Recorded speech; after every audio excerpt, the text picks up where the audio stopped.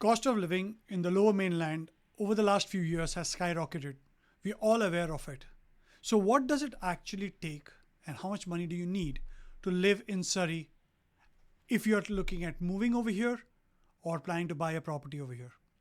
Hi, my name is Roshan Victor. I'm a local realtor here in the Fraser Valley, and Surrey is home to me. So if you are looking at moving to Surrey or looking at planning to buy a property in Surrey, reach out. I've helped families just like yourself figure out their financial situation and whether it's the right time to buy in 2025 or not, we can discuss depending on your unique needs. The way to contact me is in the link below. You can book a call directly into my calendar and we can chat about your requirements. You're just a new immigrant. You've come into this country and Surrey is home to you. What are the expenses that you need to be looking at? Well, if you're looking at renting a condominium, a one-bedroom condo, depending on whether you're looking at Surrey Central or further away from the transit areas, would be anywhere from $1,700 right up to $1,900. I have taken a median of $1,800 as a benchmark. A two-bedroom is around $2,350 at this time. Make note that the rents have come down over 2024 and 2025. They're approximately down anywhere from 12 to 20% at this time. These rental numbers that you see on your screen have been researched by me by looking at Facebook Marketplace and Craigslist to give you this data. So a two-bedroom condo is around $2,350. If you're looking at a townhouse, a two-bedroom townhouse currently is looking at an average rental per month of $2,800. Three bedrooms are around $3,400 and four bedrooms are around $3,600. And a detached home can be anywhere from $4,500 and it goes upwards of $7,000, depending on the size, depending on multitude of factors. If you're a newcomer to British Columbia and Surrey has just been a home to you, this is the transit system that you will be using. Mostly you'll be using the buses and the SkyTrain. And the entire lower mainland has been divided into three zones. Zone 1, Zone 2, Zone 3. So if you're going from Surrey, getting into Burnaby, then you will be, or New Westminster, you will be transitioning from Zone 3 to Zone 2. So you're changing zones. And if you're going to downtown Vancouver for your work, then that would be, you're changing three zones. So the way it is I'll post the link in my description below. You go to translink.ca and fare zone map. This is where the fares are. If you're just passing on one zone, it's $3.20 for one-time travel. If you're crossing over to two zones, it is $4.65 for an adult. And if you're doing three zones and you're going from Surrey right up to downtown, you're paying $6.35. That's pretty expensive. What you could better do is, if it's a daily commute, you would of course go for a monthly pass. A single zone monthly pass is around $107.30. A two-zone monthly pass is $143.50, and a three-zone monthly pass is $193.80. So what does it all mean? Whether you're using the SkyTrain or you're using the bus services, once you have this transit pass, you can go in and across without any issues. However, if you're taking one zone, you got to stick to one zone. If you're taking two zones, you can shuttle between two zones. And if you're taking three zones, you can go from Surrey to North Vancouver. Absolutely not a problem. You've been in Surrey for quite some time and now it is time to upgrade and buy your first home. Well, if you're looking at buying a condo, a one-bedroom condo, you could buy it anywhere between $350,000 to $510,000. And this is based on the research which I've done on the sales which have happened in the last 30 days. The time of recording this video is 20th of March 2025. So I have taken the data for the last 1 month of sales and that's what I have come up with. Estimated monthly payment for that condo, just the mortgage part of it, is going to be $1,864. And you would buying a $510,000 condo, and that would be a one bedroom, that would be around $2,714 per month.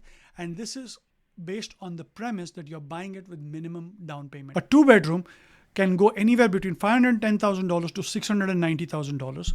A 2-bedroom townhouse can go from $615,000 to $790,000. Again, dependent on age, dependent on square feet. A 3-bedroom is anywhere from $637,000, probably a 48-year-old townhouse, right up to $1,250,000. And a detached home, that's the biggest delta, which is from $1.2 million right up to $2.775 million. Again, there are properties which are above that price threshold as well. We are not talking about that. We're just sticking to the base and the generalizations. Now, as you can see on the screen, your estimated monthly payments in case of a lower, if you're looking at lower limits on the purchase prices. For a 2-bedroom condo, it will be around $2,700 and it can go up to $3,622. That's just the mortgage payments. Another aspect that we need to consider apart from that is property taxes per year. The property taxes for a 1-bedroom can be between $1,900 to $2,050. 2 bedrooms can be $2,500 to $3,000. Townhouses, $2,200 to $2,800 for a 2-bedroom, $2,800 to $3,300 for a 3-bedroom, and a 4-bedroom would be $3,200 to $4,000. Detached homes can be anywhere from $6,500 right up to $13,000 and everything in between. Property taxes can be paid 2 ways. Either you can speak to your lender, whoever you're working with, and he can deduct monthly or add it monthly to your mortgage payment, and he pays on your behalf to the government in July 1st of every year. Alternatively, you could pay the government on July 1st because that's your deadline date of paying it for the full year. Whichever be the case, you can either break it down into monthly payments or you could do it as a lump sum payment once a year. So I highly advise that you have a separate bank account where you can put this monies away so that at the time that you are actually looking at paying this, it is not undue stress on you. Now that we have our mortgage payments covered, now we are talking about our property taxes that are covered. The next thing that you need to also factor in, because you're looking at a stratified property, is the strata payments. The strata payments are variant. For a condo, it would be anywhere between 43 cents to 55 cents per square feet. So example, a 1-bedroom 500 square feet condo at 43 cents is around $215. And the same thing for a 1,000 square feet condo is $430. So it totally is variant on that. Now townhomes are different. Townhomes are slightly lower. They are $19 cents a square feet and can go up to 27 cents a square feet. So all you got to do is take the total square feet of the home, multiply it by these numbers, and that will be the average of where they are. You also need to factor in home insurance. Now, a lot of people say, Roshan, why do we need home insurance? We are living in the strata covers insurance. That's true to a certain extent. Every strata has its own insurance and its own deductibles.